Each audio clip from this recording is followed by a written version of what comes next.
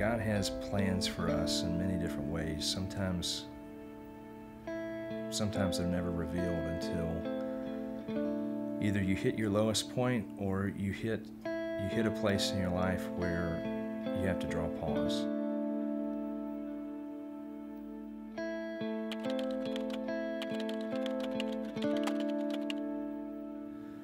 Well, my name's Chad Ellinger. I grew up here in the Shenandoah Valley my whole life. Joined the Marine Corps in 1999. I knew I wanted to join the Marine Corps pretty quickly. The 14th of December 1999, I walked in the recruiter's office, and 2 days after Christmas, I was on the Yellow Footprints.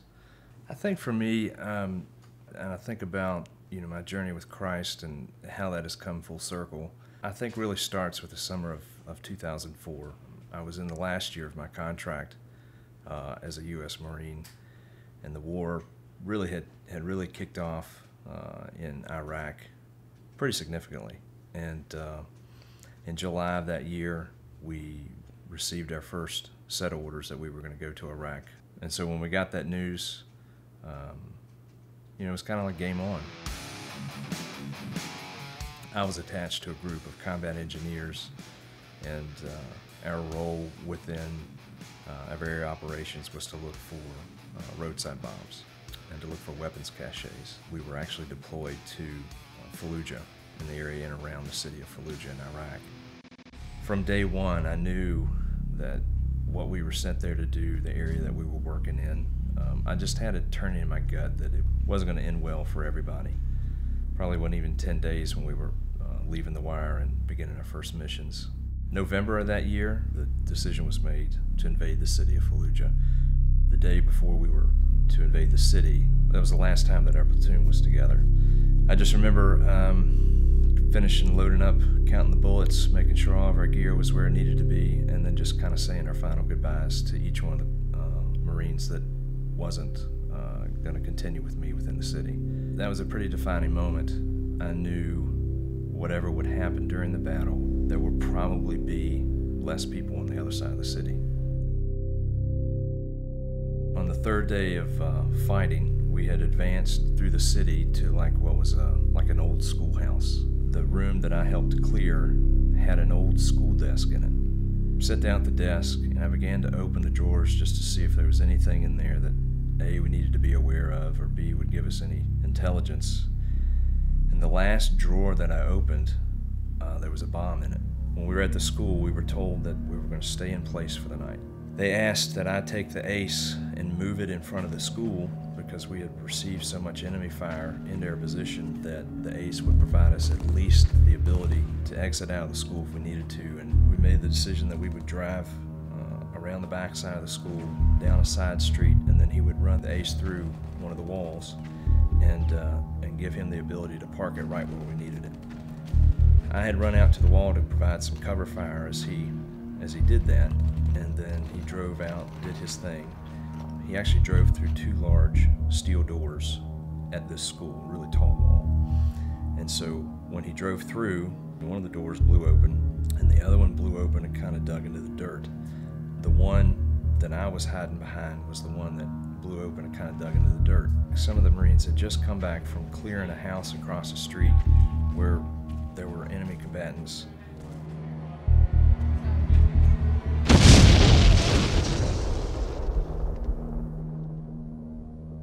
The after-action report stated that an RPG had come in and hit the base of the wall, and with me standing right behind it, the wall just fell on top of me. And it basically buried me from my neck down. I remember kind of coming to and just screaming for somebody to get me out. Across my chest was this big pillar. Several Marines came out and they grabbed the pillar and they tried to lift it up, and they couldn't, and they had to set it back down on top of me. I remember reaching up after I wiggled my right arm out, and one of the Marines grabbed my arm. Well, I had a compound fracture in my arm, and so it was just kind of flailing in the wind. So we went to pull on it, that didn't feel too well. So they grabbed the drag handle. A couple more Marines grabbed onto the pillar, lifted it up one more time, and was able to kind of drag me out. So they pulled me back into the school, kind of took everything off of me. I had crushed the end of my right ring finger off. I had broken bones in my hand. I had a compound fracture in my right arm. I had broken my right leg. I'd snapped my pelvis in two. I had crushed my left hip bone. I just had abrasions and bruises and scratches scrapes all down my right side, and then I had some internal injuries. They loaded me on a Hummer and tore off out of the city. I remember taking a couple helicopter rides to other makeshift hospitals in the desert. I don't know who manned them, I don't know where they were.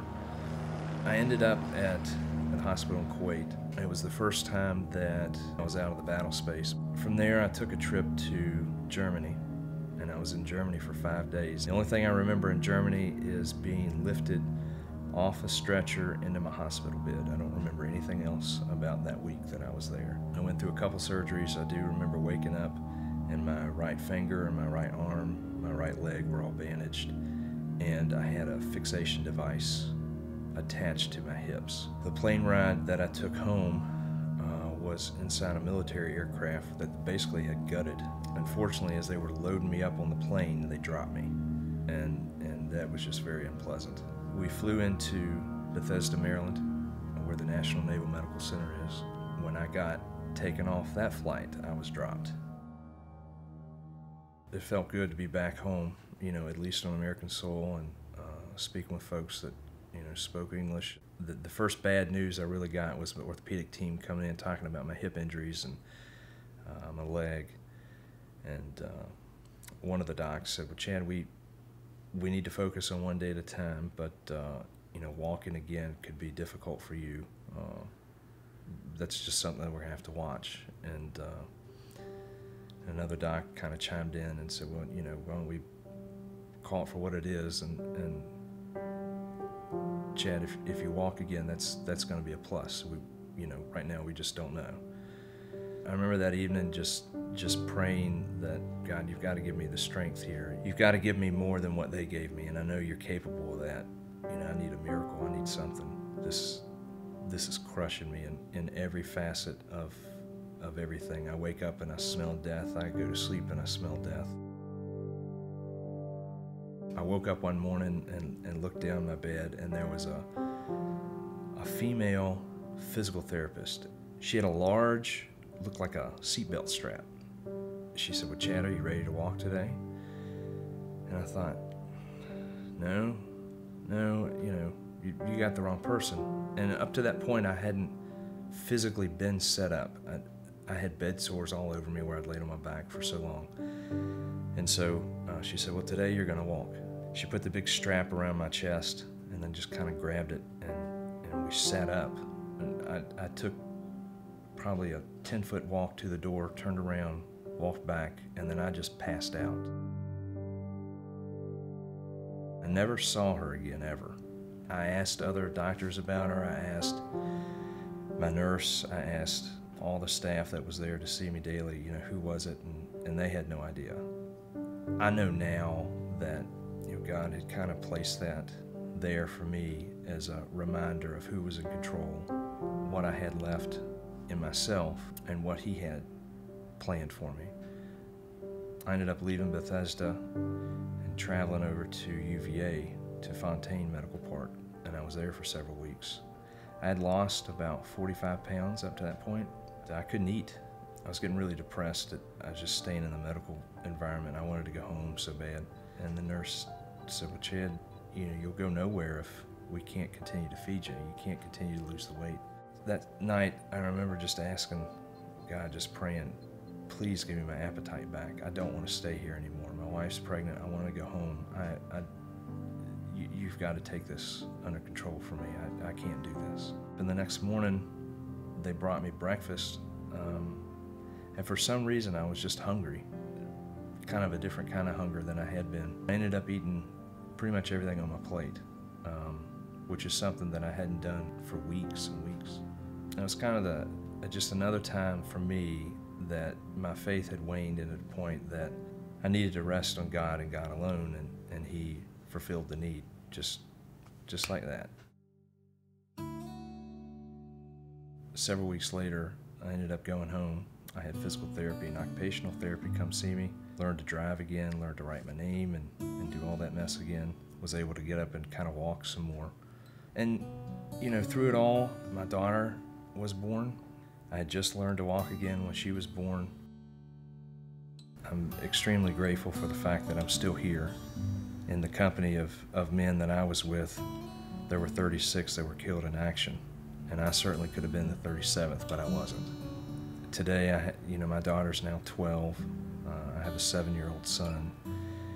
And there isn't usually a day that goes by that I don't say a quick prayer to thank God that I'm still around and that I can be a dad and that I am a husband. And I can share a different side of the war than most people get to hear. For me, in my military experience, being wounded was kind of my pause button moment.